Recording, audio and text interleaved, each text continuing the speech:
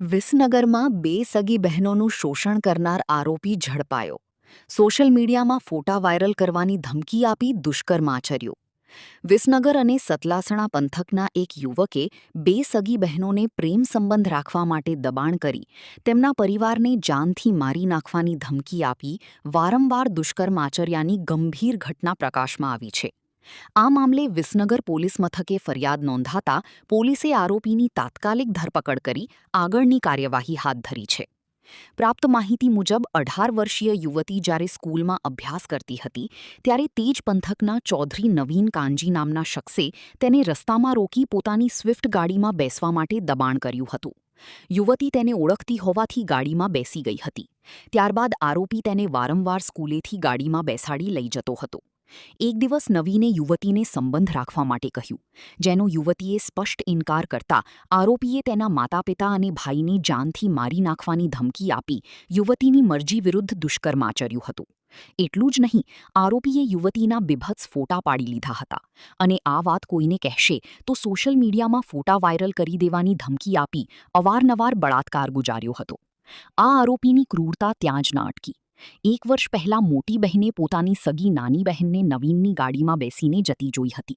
પૂછપરછ કરતા જાણવા મળ્યું કે આરોપી નવીને નાની બહેનને પણ મોટી બહેનના બીભત્સ ફોટા બતાવી ધમકી આપી તેની સાથે પણ દુષ્કર્મ આચર્યું હતું. આ વાત જાણ્યા બાદ બંને બહેનોએ આરોપી સાથેનો તમામ સંપર્ક તોડી નાખ્યો હતો. સંપર્ક તોડી નાખવાનો ખાર રાખીને આરોપી નવીને ગત 3 જૂન 2026ના રોજ બંને બહેનોના ફોટા સોશિયલ મીડિયાના એક ગ્રુપમાં વાયરલ કરી દીધા હતા. આ ઘટના બાદ યુવતીએ વિસનગર પોલીસ મથકે ફરિયાદ નોંધાવી હતી. ફરિયાદ મળતા જ પીઆઈ કેબી પટેલે ગણતરીના કલાકોમાં આરોપી નવીન કાંજીને ઝડપી પાડ્યો હતો. પોલીસે આરોપી પાસેથી ગુનામાં વપરાયેલી સ્વિફ્ટ કાર, મોબાઈલ અને ઘટના સમય પહેરેલા કપડાં કબજે કર્યા છે.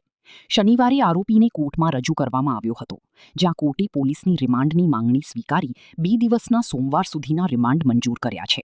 હાલ પોલીસ આ મામલે વધુ તપાસ કરી રહી છે. આ પોક્સોનો જે ગુનો દાખલ તેમાં હકીકત એવી છે કે આ કામના ફરિયાદી તથા સાહિદ બંને સગી બહેનો થાય છે. આ બનાવ બન્યો ફરિયાદી સાથે ત્યારે સગીર વયના હતા, અત્યારે એ પુખ્ત ઉંમરના છે. પણ આ કામના જે સાહિદ છે એ સગીર છે. એમની સાથે એટલે બંને બહેનો સાથે આ કામના ફરિયાદીએ ચૌધરી નવીન કુમાર કાંજીભાઈ રહી બાલુસણાવાળાએ તેમની પોતાની સ્વિફ્ટ ગાડીમાં અવારનવાર બંને સાથે દુષ્કર્મ આચરેલું. શરૂઆતમાં જાણવા મળેલ કે આ બંને થોડા દૂરના સગામાં થાય છે, એટલે વિશ્વાસ કેળવી અને જે મોટી બહેન છે એટલે આ કામના ફરિયાદી સાથે એને દુષ્કર્મ આચરેલું. એ દરમિયાન એકાંતના ફોટા અને પાડી લીધેલા પોતાના મોબાઈલમાં, અને એ ફોટા એની નાની બહેનને બતાવી અને કે તું મારી સાથે સંબંધ નહીં રાખે તો હું આ ફોટા સોશિયલ મીડિયામાં વાયરલ કરી દઈશ આવી ધમકી આપેલી.